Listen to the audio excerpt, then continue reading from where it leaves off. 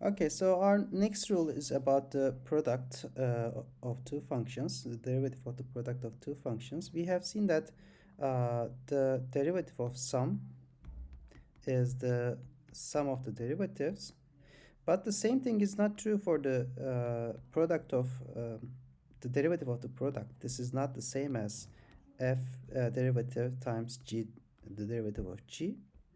So this is not true, and we have the following formula. If we take the derivative of the product, we have the derivative of the first expression times the second one plus the first expression, first function times the derivative of the second function.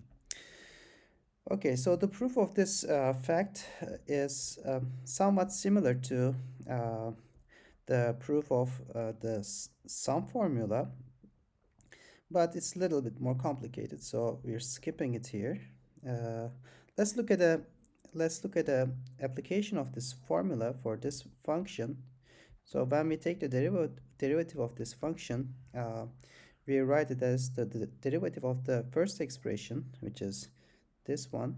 So its derivative is 2x plus 1 times the second function plus the first function times the derivative of the second one. It is 2 minus 1 over x squared.